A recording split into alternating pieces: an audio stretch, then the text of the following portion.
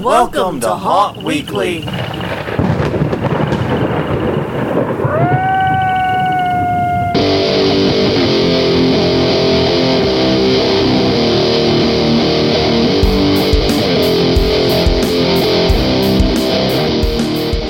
Hello everyone, I'm Jonathan. I'm Crystal. And this is Haunt Weekly, a weekly podcast for the haunted attraction hunter entertainment community. Whether you're an actor, owner, or just plain aficionado, we aim to be a podcast for you.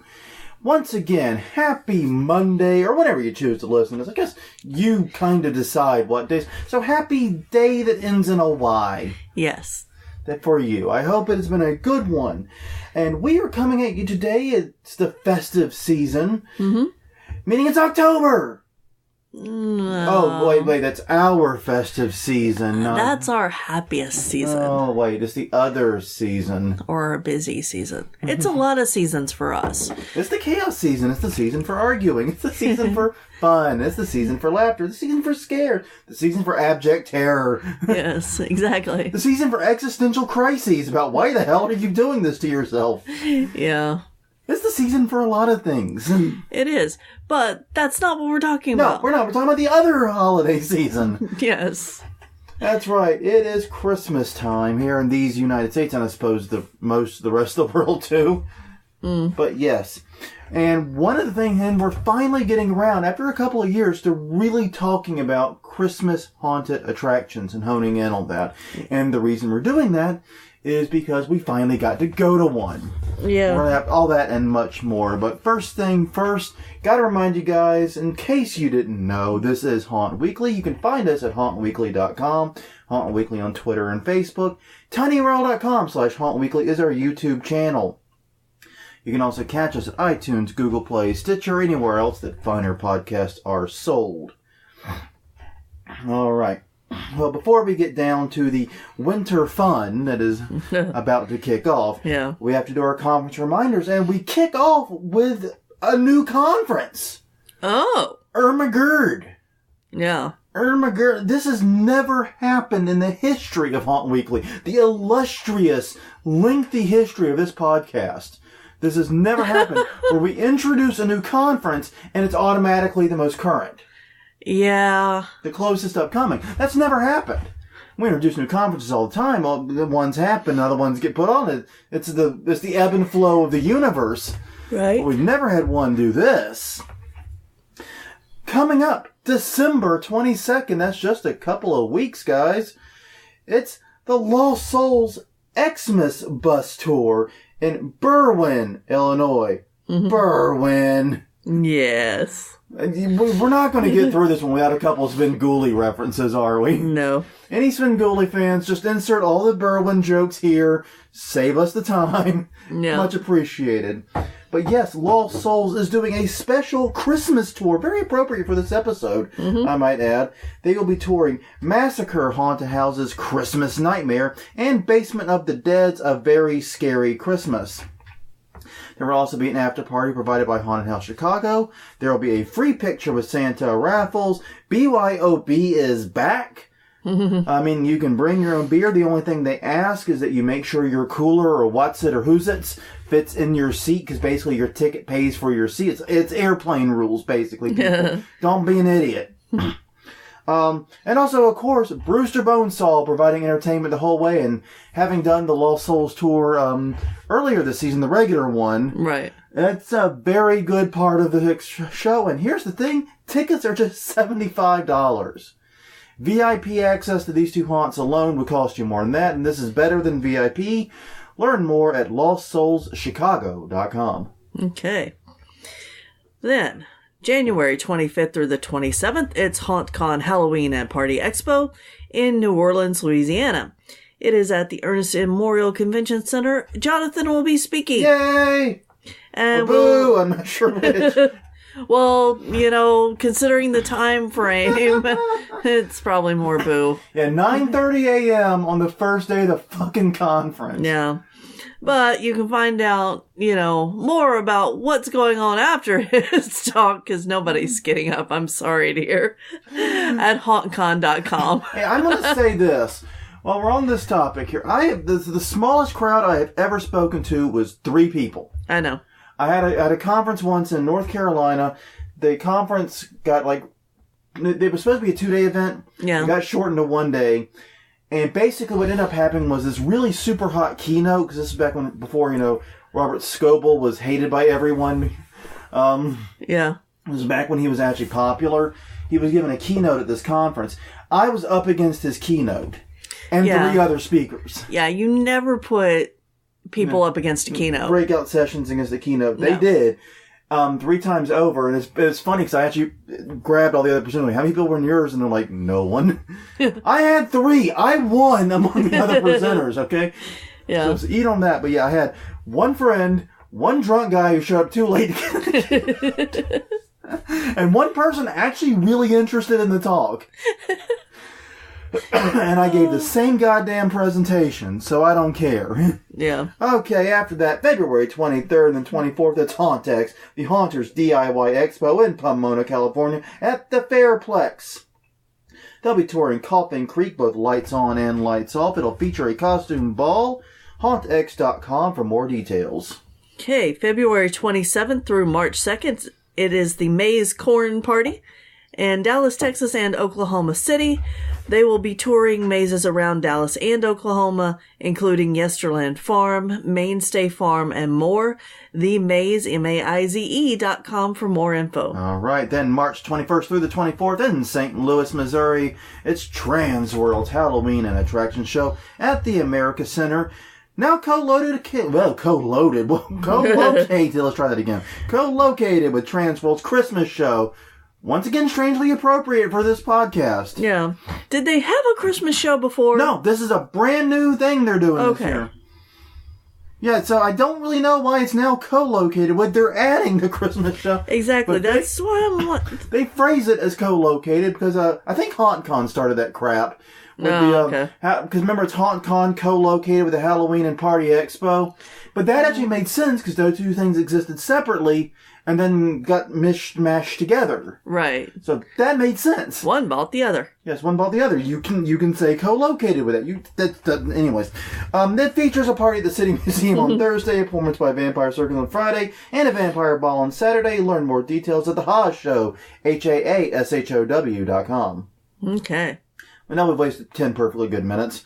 We can get to the meat of this week's episode, and that is Christmas haunts. Mm-hmm. This is something I've noticed this year. I don't know if you agree with this or not. There seems to have been an explosion in the number of haunts that are doing Christmas attractions this year. Yeah, because there were a few last year, but not nearly as many as there are this year. Yeah, we saw At least it seems that way. Yeah, we saw a fair amount, and I'm going to link to a list, excuse me, on Coaster Nation, where they have gone there, and it's actually a list that's been updating. They've been working on it behind the scenes. It's actually changed from when I first found it earlier in the week. But they are currently listing 24 out of the 50 states are having one such event. Mm-hmm. And I know what you're thinking. It's like, whoa, that doesn't really sound like it's everywhere yet. Right. Well, previously it was barely any states had it. Yeah. And a lot of states out there just ain't appropriate for this. When Alaska gets a Christmas haunt, I'll be goddamn impressed, alright? Yeah. You're on note, Alaskan haunts. You want to impress me, open up a Christmas event in December. Actually, they'll probably do it. Yeah. But also, it's worth noting that many of the states had 4 or more. I think Illinois had 8. Which explains why Lost Souls had no trouble cobbling together a tour. Mm-hmm. And even our state, Louisiana, had 2 when previously it had 0. Yeah, we had New Orleans Nightmare House, and Darkwoods is doing one. Oh, okay. There was one a few years ago up in Monroe, but we didn't get a chance to go to it. Yeah. For it those was who don't know Louisiana geography, good life choices. Well done.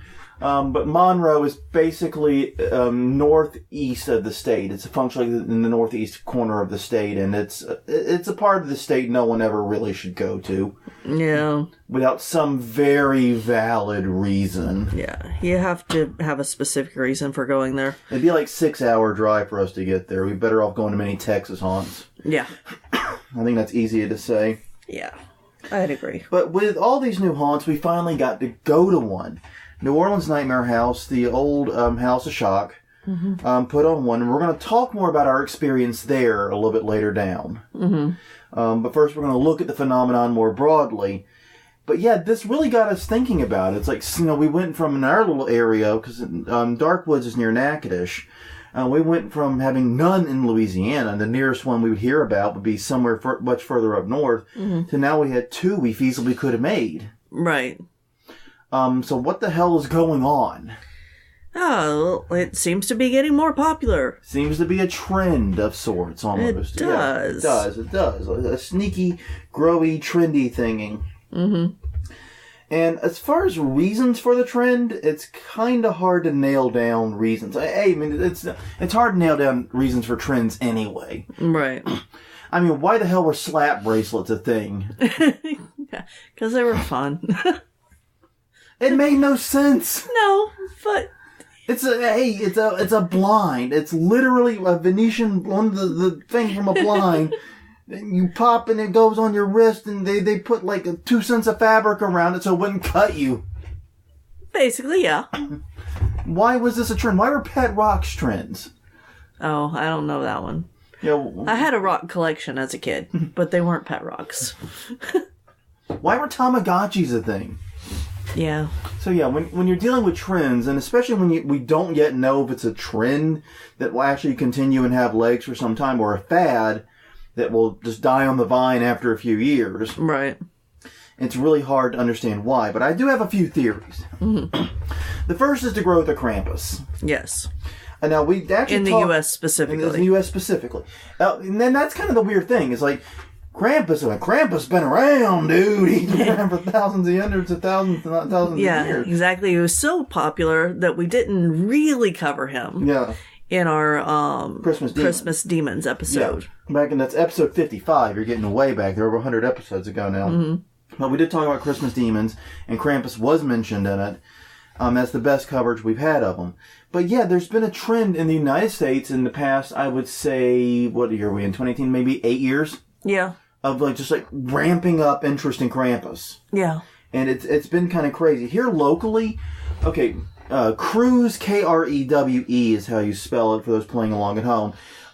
These are basically parade crews. These are groups that go dress in costumes, make floats, and do parades. Right. And you can join these and pay dues, and you get to march in the parade, and it's a big social thing here in New Orleans. Yes. Yes, they are social clubs. And it's one of the reasons why we don't call the Bernie family, the Bernie Baxter family, it's the Crew of Bernie. Yes. It's a very New Orleans thing to do. So the Crew of Bernie is a good example of a crew name. Well, locally, the Crew of Krampus was founded in 2012. Right. And you got to understand, most crews have history that go back many, many decades, if not centuries. Yeah. Over a century. Yeah. Now, a lot of these crews go back to the 1800s. Yeah, they've been around for as long as Mardi Gras has been rolling in New Orleans. Now, you get crews like Zulu and Rex and so forth, the big Mardi Gras crews. They've got over a century of legacy. Yeah.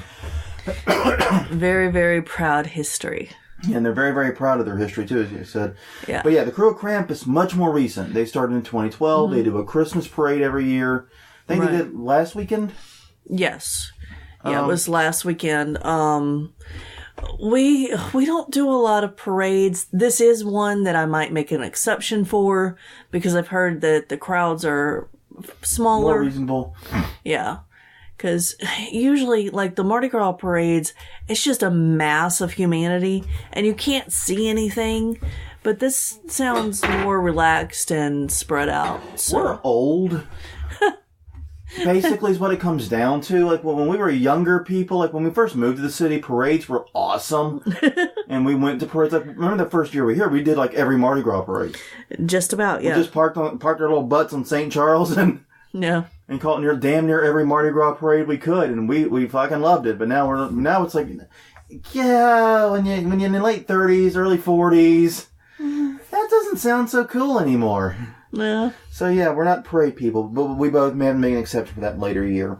But also, Krampus got the Hollywood treatment in 2015. Yes. Now, that was nowhere near the first Krampus movie, to be clear, No. especially if you look internationally. Right. But there have been low-budget Krampus movies and other things going around for way before that. Yeah. And many, many, many more after. But yeah, Krampus got the big Hollywood treatment in 2015, and it was actually a pretty okay movie. Yeah. I didn't hate it. No. I was a little... I like the little gingerbread men. Yes, They're they funny. were. That was one of the funniest things I've seen in a horror movie in some time. Yeah. Like, usually the attempt to mix horror and comedy like that falls a little flat with me. Yeah. That was bang on. That was pretty much perfect. Yeah, and they were memorable. Yes, they were. And the ending was quite memorable, too, I thought. Yeah. But yeah, also interesting Krampus movies from recent history. Rare Exports. It's a Finnish film. Be prepared to read some subtitles. Yeah. But it's well worth it. It's a beautiful movie. And also a Christmas... technically, Rare Exports is about Santa, but it's Krampus. Just fuck it. Run with Yeah. it. It's fucking Krampus. Deal with it. Yeah. And a Christmas Horror Story, which is about Krampus. Yes. Well, at least some of it. Yeah, well, it's an anthology film. One of the anthologies is about Krampus. Yeah. And him getting into an awesome fight with Santa as part of the climax. Yeah, that's a crossover anthology part. Yeah. It's a very... Because he has his own segment, too. You do. You just gotta see it. Yeah, it's true. Yeah, he's in 2 segments there. You're right. I forgot about that one. You just gotta see it and just, here's the thing. Drunk William Shatner. Yeah. We're going to talk more, maybe do one about Christmas horror movies later if there's interest in it. We are actually experts in this area on Christmas horror movies, unfortunate experts in some cases. But I don't know. We tend to seek it out. And if you have a favorite Christmas horror movie that you would like us to talk about if we do this podcast, or would just like us to see, let us know at all the places that you've mentioned. Haunt Weekly on Twitter, Haunt Weekly on Facebook, blah, blah, blah. Yes. Leave a comment on YouTube. Yeah. But yeah, so yeah, and the thing about it is this, though horror movies like Black Christmas and so forth have long done Christmas, this really strengthened the bond between the two, and specifically it gave us a Christmas villain. Yes. Because Krampus is up there now in the lexicon with like Jason and Freddy and big horror movie villains. Yeah. Yeah, and he's Christmas themed. Yeah. I mean, he's, he lived in that fantasy world before he came to the U.S. And now he's here and he's a big deal. Okay.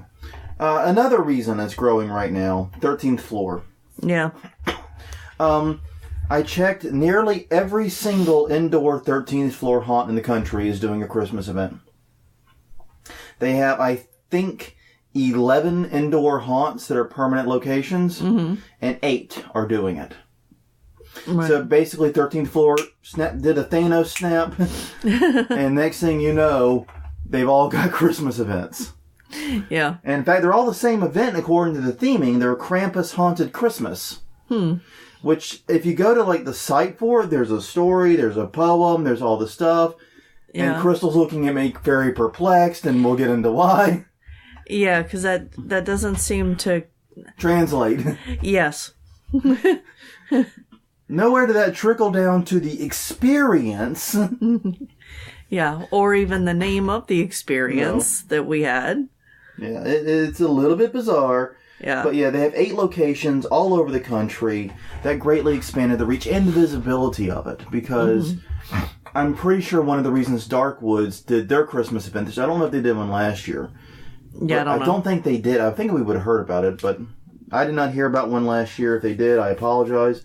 But, that's one of the things, is when one haunt in an area does a Christmas event and one haunt in the state does it, others are more likely to do it. Right. Basically, when 13th Floor said, okay, we're doing Christmas, it put it out there like a shotgun blast all over the country. Yeah. It may only be 8 of the states, but believe me, that's a lot of visibility.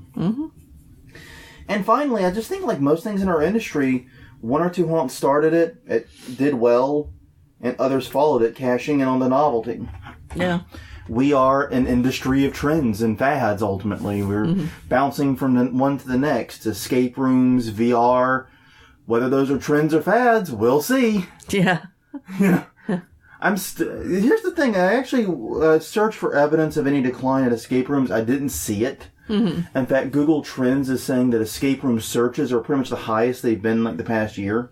Well, and that's something that's fun. It works well with our industry, and it's good for families.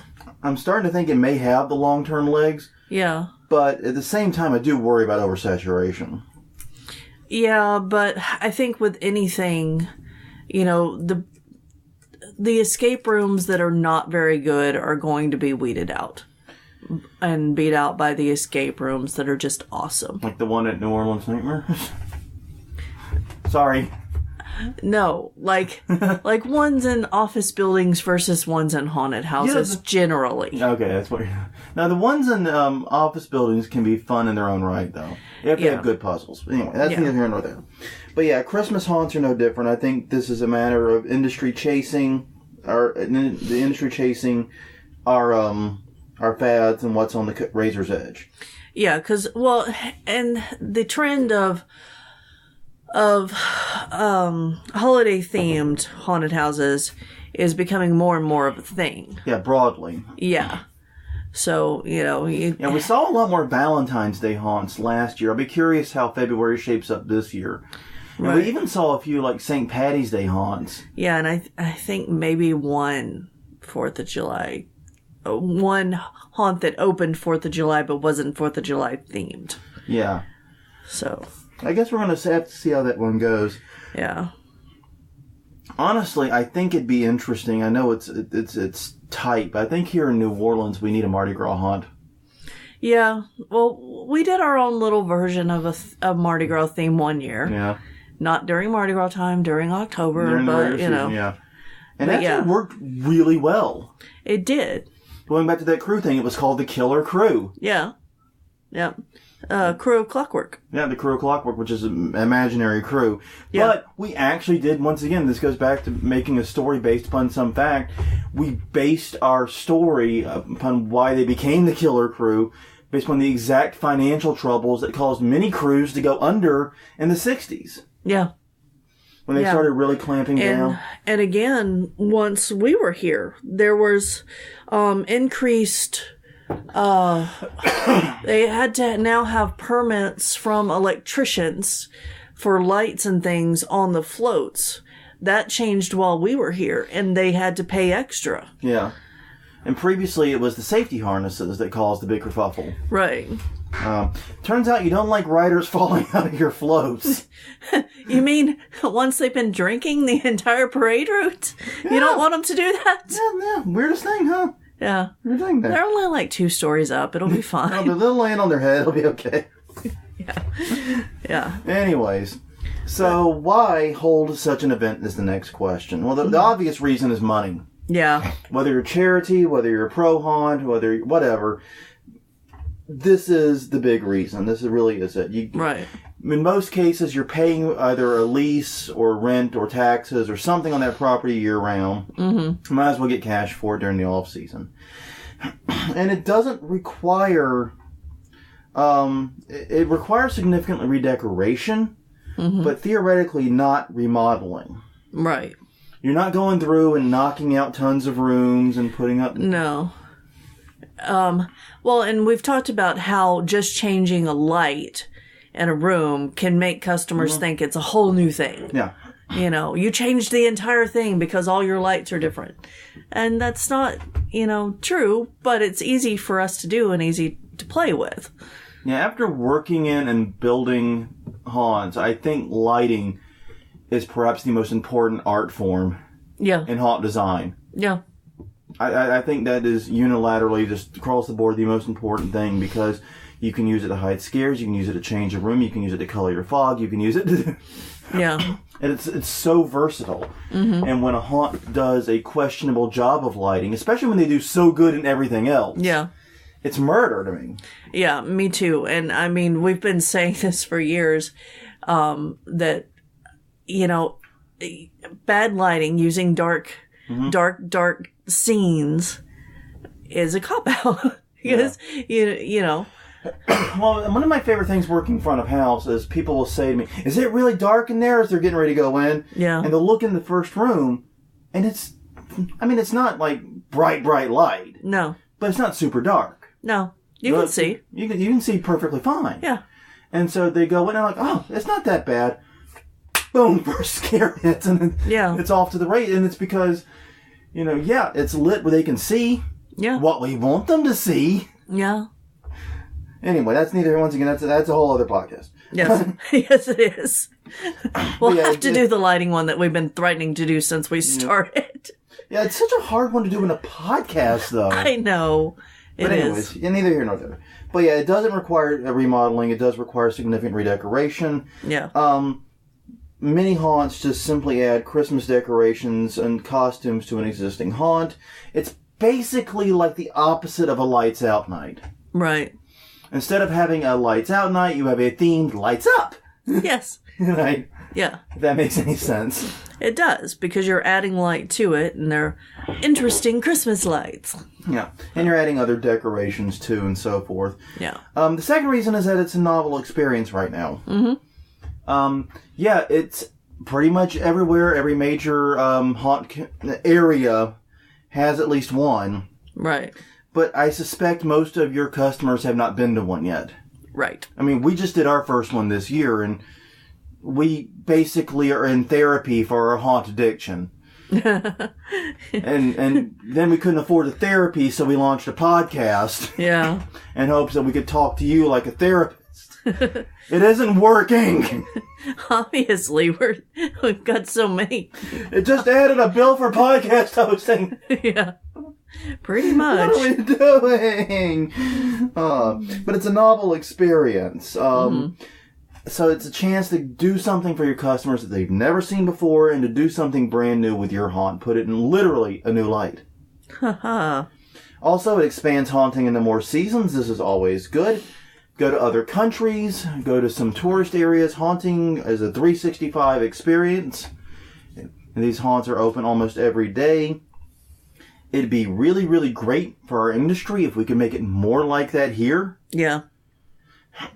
Yeah. And some of the year-round escape rooms, I think, do that. Or at least keep the haunt in the forefront of people's mind year-round. Yeah. I agree with that. Mm-hmm.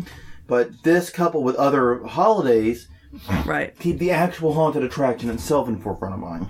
Yeah. Valentine's Day is the current other big one. But I'm sure we can think of other holidays. Yeah. We're creative blokes and ladies here. We're smart people. We could do halfway to Halloween celebrations. Yeah. It's in the middle of summer. Yeah, Halloween in summer or whatever. You can do a lot with this, really, is what it comes down to. There's absolutely no reason you can't. Yes, just look at New Orleans' love of parades. Yeah. We have parties for everything. Yeah. If it's mentioned on any calendar anywhere in the world, we got a party for it. Pretty much, yeah. If you need that's a good suggestion. If you need a tip for what holiday to celebrate and promote, check out New Orleans parade schedule. You'll Parades find and festivals. Parades and festivals. You'll find something. Yeah. Trust me. So yeah. But basically, this is a real low-hanging fruit and opportunity. I compared it earlier to a flashlight night or a blackout night or whatever. It's a very similar idea. Yeah. Change the decoration, change the lighting, change the costuming. You get a chance to open for a couple other nights, and as we saw when we went, these nights can make crazy bank. Yeah. Yeah, there were more people there for that night than there were whenever we went earlier in season. Yeah, when we went to New Orleans Nightmare House, and admittedly we went, I think, second weekend or something. Right. It was open. Yeah. When we went our second weekend, we were literally the only people in line. Yes. When we went on Friday, we went the first night. On Friday, for the actual Christmas haunt, we were not the only people. No. We were quite the opposite of the only people. Yeah. There were a lot of people there. Mm-hmm. Perhaps a little bit more than they could handle. More than planned for. Yeah, we'll get to that, though. Yeah. So, what are some reasons you might not want to do this? Well, first is the season. Mm-hmm. It's cold. It is cold. If it's not cold, it's probably rainy. Yes. And if it's not cold or it's not rainy, it's travel season. People are going places and doing things. They're not necessarily thinking about spending an evening at a haunted house. Right. It's one of those things where it's not ideal weather. And even if you have an indoor haunt that's well heated and as toasty and as dry as a warm summer, as a bug in a rug, Right. If it's raining outside or it's cold outside, people are less likely to leave their homes. Yeah. Just, something to think about. The second reason is you only have a month really to prepare. Mm-hmm. Most haunts end their season sometime like the first weekend in November. Most of these things are happening first weekend of December. The 7th and 8th was most there. Some are doing like the 14th and 15th, or they're doing the 8th and the 15th, or whatever. Right. But realistically, you've only got a month to prepare. Yes. How much can you really, really do in 1 month? Think before you answer that, Depends on... there are a lot of factors in that. Well, one thing you probably can't do is get new permits, though. Right. Because most permitting requirements usually require about 60 days to go through the whole process. Yeah, it's a monster ordeal. Yeah. So you're not going to be able to get all new permits. You're not going to be able to go through and demo a bunch of crap and build new stuff and submit blueprints and blah, blah, blah, blah, blah. You can't do all that. No. It's pretty much not going to happen. This is definitely going to be a palette swap of your haunt. Mm-hmm. That's the way to think about it. And what you can do realistically is hang Christmas decorations, change the lighting, get new costumes, maybe tell a new narrative, get some new get actors new instructions, and that's about it. Yeah. You're not going to be doing knockdown work on your haunt, probably. No, I wouldn't expect you to. The second issue, speaking of those pesky actors, is getting actors in December can be tricky. And the reason for that is twofold. One is, a lot of actors, and I know we used to do this, would set aside time off to do acting and haunts in October. Mm-hmm. So we would have a few extra hours here and there. We could leave early on Friday and go do things. You know what I mean? Yeah. We did this. That personal time off and that from other jobs may not be there in December.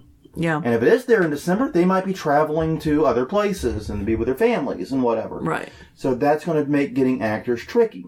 And it's going to be especially tricky considering if you're a paid haunt, this is going to be for probably just 2 nights and probably a very, very tiny paycheck in the end. Well, yeah, it not that any haunt actor paycheck's ever really that big, but... Yeah, it depends on, how much they do get paid. So...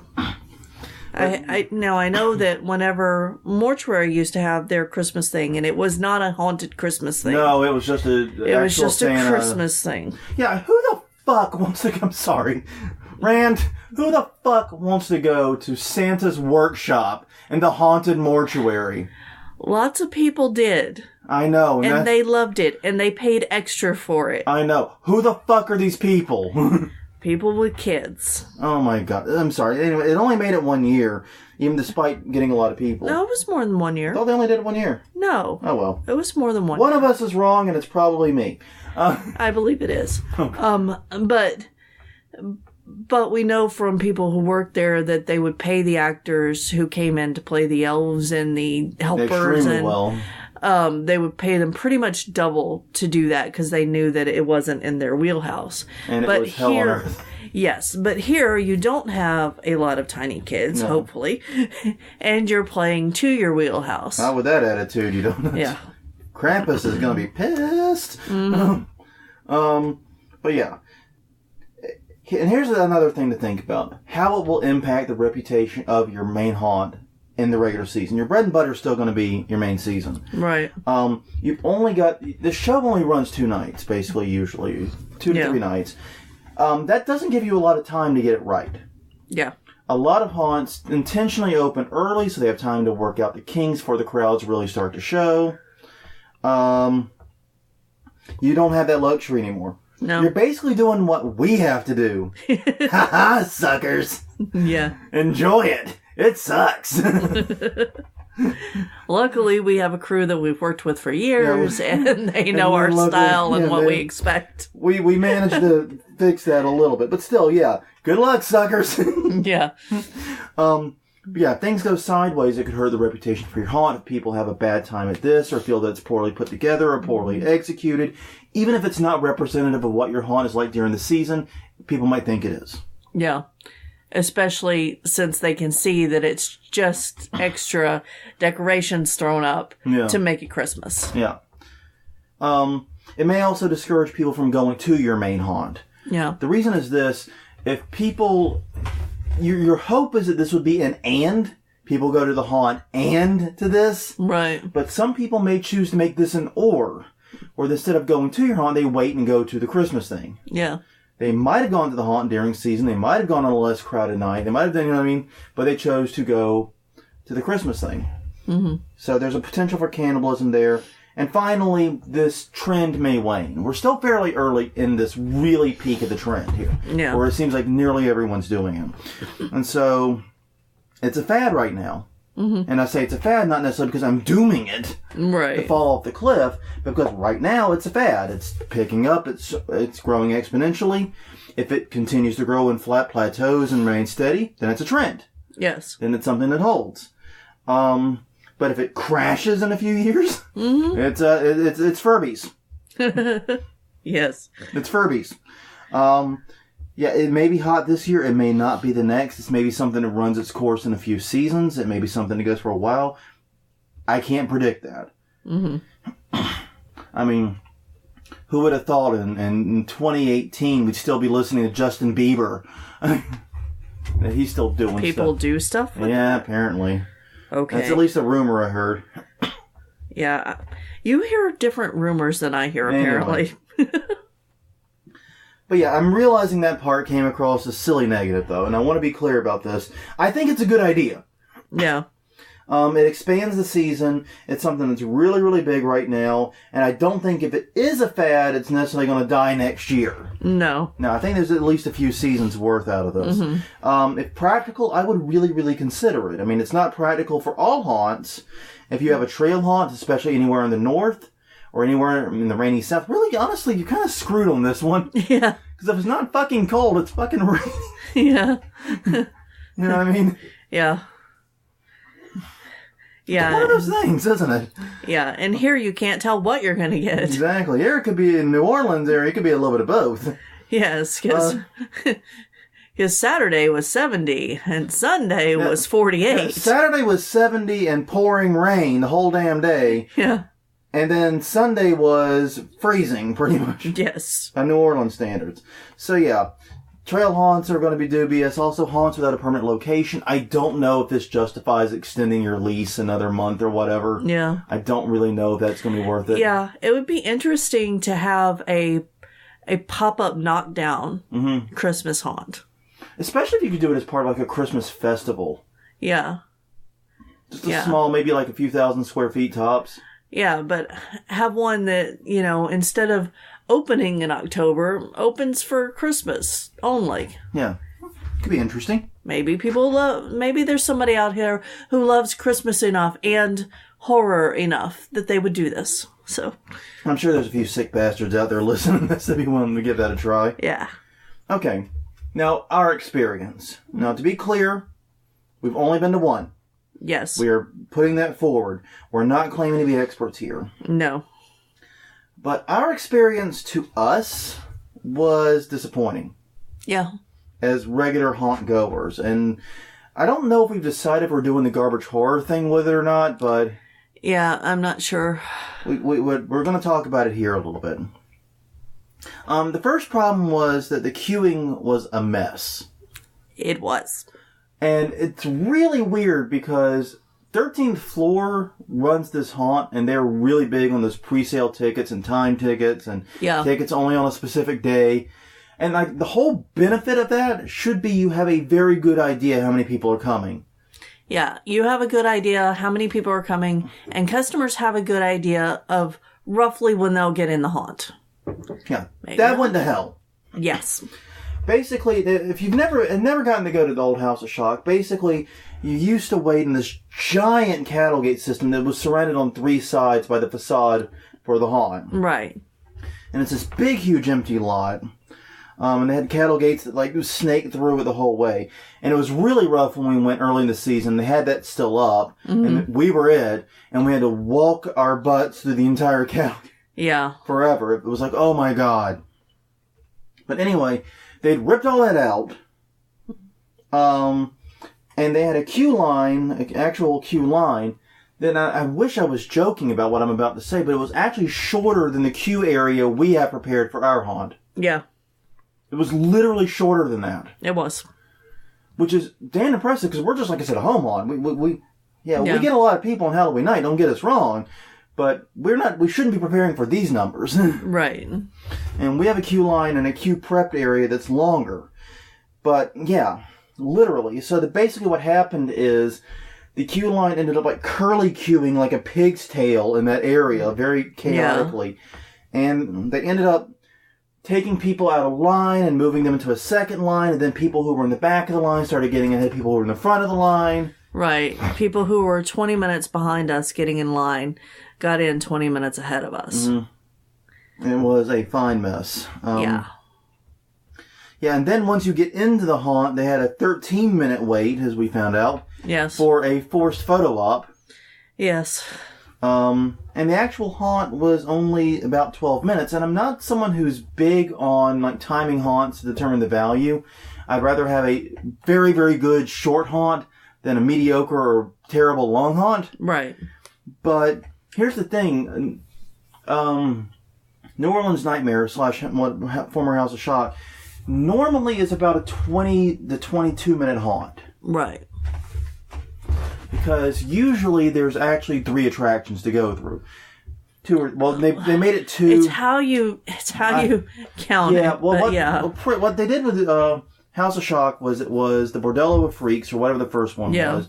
Then it was the 3D haunt when they changed the name on it a few times, I think. And then you moved into the actual House of Shock. And then when New Orleans Nightmare took it over, the first half of it just became the 3D haunt.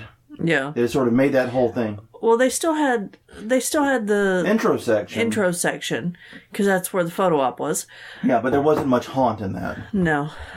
So the result of that was we went in starting at that middle point where the House of Shock is. Right. What old House of Shock, as I'm calling it. That's where that began. And so automatically, nearly half the haunt is not what we're going, even though we paid for a full price ticket. Yeah. That was a little frustrating. It was. However, I really did enjoy seeing the new decorations and the new costumes. Yeah. And one thing I did like was that since it was brighter, I was able to see a lot of additional details in this haunt. I mean, it's never been the darkest haunt on the planet. It's not one of the haunts where it's like, you bastards, I couldn't see anything. It's never that. It's not that haunt. It's not the darkness. No. Or the Limp abyss. Brewery. You think of Limp Brewery. Yeah. You think of Limp Brewery. Yeah, I know. Where you literally can't see anything. Right. Darkness was too bright. Yeah, darkness was too bright. Yeah, Limp Brewery was too dark. It's very confusing. It's like Iceland and Greenland. Yes. Anyway. But no, it was nice to see the extra detail. You realize just how much detail and work went into it. It was quite lovely. Yeah. And I did say it actually made some of the scares a little more effective to me because I found myself looking in places I didn't look at previously. Right. I was looking at those details. I was looking at the decorations, and it made it easy for them to direct the scares. Yeah, it was fun. I gotta say, Krampus himself was a bit of a letdown. Yeah. If you're gonna base your whole thing on Krampus, then he had better be the finale. Well, and this is the thing, okay? The whole haunt, and this goes back to when it was House of Shock, climaxes into... that sounded worse than I thought. But it builds to it like a giant ritual room. Yeah. And now back in the days of House of Shock, it was the big satanic ritual going on. When New Orleans Nightmare House took over, it was some kind of weird voodoo ritual, which was... more offensive. Somehow more offensive, actually. Yeah. It's like, we can't do the big thing anymore, so we're going to do this it didn't rest well with me, I'm not going to lie. But anyway, so it's like, they're going to have Krampus in that room. We saw it coming. Yeah. We knew it. We got excited. We got to the room, and yes, Krampus was in it, and he was kind of just standing to the side. Well, and there were several actors that seemed to be new that were doing just that. Like, the first room, they had Santa. Yeah. And I wish Santa was more of an improv character.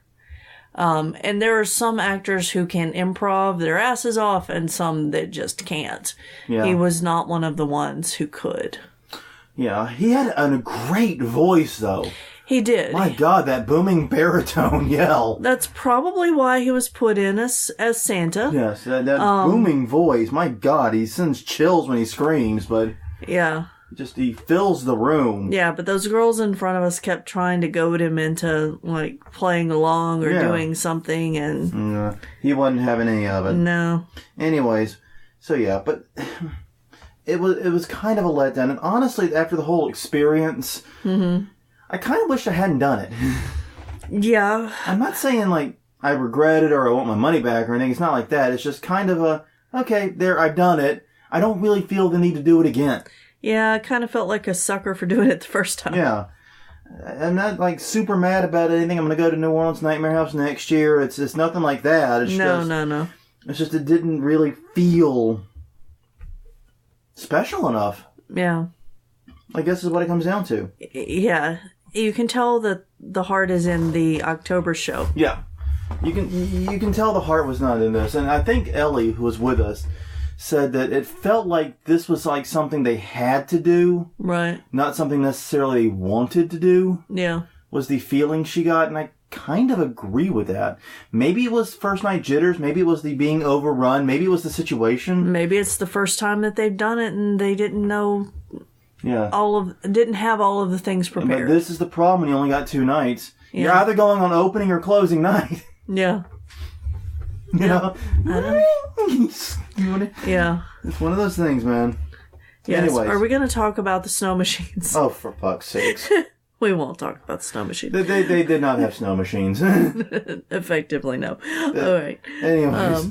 But yeah. Okay, so some tips and tricks that we've been talking and thinking about it a lot over the past week, based upon our experience and also what things we would do if we were looking to create such a haunt. Right. First things first, if you're going Christmas, go all in. Yes. Make sure every room screams Christmas. Right. I mean, really put it out there. Go all in on this. Not just lights and holly. Make it a different visual experience completely. Mm-hmm. You know, don't just wrap some Christmas lights around your dummies and dress your actors in elves. Yeah. Really go all in. Really do a lot for this. There's a lot of decorating you can do that's not permanent that would really change it quickly. Yeah. Yeah. Yeah, I can think of a few things. Second, try to have fun with it. Mm-hmm. This is not going to be as serious as the October Haunt. You're never going to make it as serious. No. Have a little fun. Get a few jokes. You know, get a few jabs in. Make a few references. Maybe have Rudolph hanging from somewhere or whatever. I was thinking of the reindeer eating Santa for dinner or something. There you go. You're getting it. Yeah, now you're in the spirit. Yeah. Stuff like that. Have a little fun with it. Get some jokes in. It's not going to be as serious. There's a lot of room to have fun, and there's a lot of messed up things you can do. Elves stuffing children into toys. Ooh, that's a good one. I like that one. Yes. Just have some fun with it. Don't take it too seriously, for the love of God. Find appropriate music. Yeah, please. Sound design is always crucial to me, right, as the mostly deaf one. Yeah. But no, sound design is super important to me. One of the things that kind of drove me a little batty at New Orleans Nightmare House was in the queue area. Mm-hmm. They just had regular Christmas music playing. Well, and the outside was decorated like normal Christmas, which was interesting. They were pretty. It was pretty. It just didn't seem to... I don't know. Here's the thing, though. You can find twisted... It's not what I expected. Twisted versions of most Christmas songs. Yeah. They've all been parodied, remixed, remastered. If all else fails, just give them to me. Yeah. I apparently have established myself as the master of fucking up songs, so they're very creepy and unsettling. Yeah. At least in our haunt. Just in our haunt. I'm the guy in charge of that. Slow it down, drop it an octave, do things with it, make it Uncanny Valley. I'm just picturing Santa at a higher octave. Oh, God. Oh. Actually, you know what would be really creepy? If you took the song Santa Baby, slowed it down and dropped it, and made it like a real bass. That would be messed up. I don't know. Well, we'd have to see. Anyway. The reason I say that is because it's kind of a doo-wop-y song, and doo-wop music works really well for that. It does. That's the reason I'm thinking that. Don't forget about scents and smells, please. Yes. Peppermint, gingerbread. These are actually easy scents to get a hold of. Yes, I expected some of that. Yeah, these are easy things to get a hold of. They really add the immersion. Next, your story. What is the story? Yeah. And I don't think it should be Krampus is coming or Christmas time at blank haunted house or whatever. Yeah. Come on, what's going on? What's the narrative here? Right. And the reason for a narrative is so that both the customers and the actors can glom onto it and use it as part of the experience. Yeah. Because that's one of the things our actors do pretty well, actually. We tell them the story, we tell them the narrative we're going. They improv lines around that narrative. Yeah. You know, that makes it so much easier. So even a thin narrative can really help. And, you know, like I said earlier, 13th Floor does have a story. It's in the form of a poem. Was that the poem that was being repeated as we were waiting in line to get our photo? Maybe. I don't know. I could hear bits and pieces of it, but... I don't really recall the poem. Okay. But yeah, I mean, there's a story there. I can't tell you how it was involved in the haunt. Yeah. Actors. Have the actors do different things. Please. Yeah, don't have them just reprise the previous roles and do the exact same scares in different outfits. New lines, new scares. Yes. Be inventive. Yes. Don't have the elf in the doll room say, "Want to play?" Yeah. God, I heard that line 3 times. Yeah. But one idea I would do here, if I were going to do this, is I would rotate my actors into different rooms. Yeah. You know what I mean? Yeah. Yeah, she could have said, "Oh, you'll make a good dolly." Yeah. Oh, a good girl's really going to love getting you under the tree. No, that's just creepy. Yeah, it is. Okay, that was too far. But you get the spirit That's of too it. sexual. Okay, fair enough. Fair enough. This is why I'm not the actor coach. And why I improv only. And don't try to come up with lines to reuse. And remember, your whole haunt is going to be brighter. Yeah. You're going to be adding Christmas lights. This will actually make it easier to hide scares in one way. Because you can use the light to direct vision. Right. And then when people are looking at the lights here or the decoration there, you can hit them from the other side. Yeah. But it also means you can't use darkness to hide your scares. No. At least not as much. So you may have to rethink how your rooms work. Yeah. Actually, you should rethink how your rooms work. All of them. Like every one of them. You'll probably want to rethink how they work. Yeah. You probably want to put your lights in and then then see how it's going to work. Yeah. And make sure. That was something I noticed going through New Orleans Nightmares, is that a lot of the rooms worked really, really well with the lights. Because they had me looking at the lights. Scare came from an alternate side. And like, that was good timing. That was well executed. That was great. But in other rooms, it's like the light is exactly where the scare is coming from. Yeah. And you can tell that the scare design and the light design of the Christmas attraction, at least, were completely separate. Yeah. It was. It worked sometimes, it didn't work others. Yeah. I did like the idea of choking with Christmas lights. And that's a fine idea. That's a perfectly fine, semi-humorous idea. Yeah. I like that idea. Finally, marketing. Don't forget, many of your traditional marketing channels will not be available. Right. Flyers are a good example. Flyers work really well for haunts because of the length of the season. They get distributed, they get passed out, they get picked up. And there are costume shops. Yeah. I mean, you don't have spirits, you don't have your local costume shops getting nearly the traffic. Yeah. If they are open at all. Yeah, and I'm not sure how traditional Christmas stores would take putting out flyers for a haunted house. Yeah, I don't know either. I've never tested that. That you guys can... If you've done it, report back to us. We're very curious now. Yes. I will say you're probably going to want to lean more on traditional advertising and PR. The good news is this stuff is great for media coverage, especially now that it's still fairly novel. Right. Media is always looking for Christmas shit to do. Yeah. Believe me, like every paper right now has the... Come see the lights here, do these Christmas things, and blah, blah, blah. You can just get into that list, and you will stand out. Because, I mean, think about it. Like, in Christmas, it's going to be like, go see the lights in the oaks, and go see Santa at the park, and this and that. And then Christmas at the Nightmare House. It's one of these things is not like the other one of these. It's going to stand out. Yeah. Unlike October when it's, all spooky, scary stuff. Right. It's a chance to stand out in those lists. Yeah. Rather than get buried in them. So yeah, I think there's a lot that can be done here. I think it's a really cool idea. And I going to the one we did was an interesting and educational experience. Yes. Yeah, I think we probably will go next year. Mm-hmm. I want to see if it grows and improves and changes and what they do with it. Because once again, this is the first year for this haunt under this ownership too. We got to keep that in mind. Right. I mean, yeah. Basically, they're at year 1. Yeah. I know it doesn't feel like it, but they are. Yeah, and there's a lot of new people involved. Yeah. So yeah, I think at least another year is the fairest thing we can do. Yeah. I just do wish it was the whole haunt. Yeah. That would be my biggest standout. Even before the queuing, that's my biggest standout suggestion. Yeah. I would agree with that. As crazy as it is, as much as the queuing did upset me, that's still my biggest suggestion. Yeah. But anyways, anything else to add on that one? I don't think so. I think we're just about out of time and ended up wrapping up just about perfectly. Mm-hmm.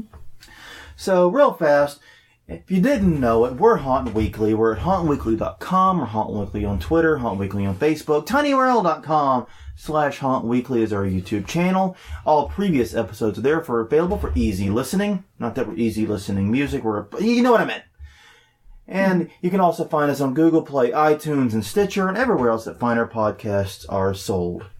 So until next time, I'm Jonathan. I'm Crystal. And this was Hauntin' Weekly, episode 158 for Christmas Haunts. We will see you guys next time.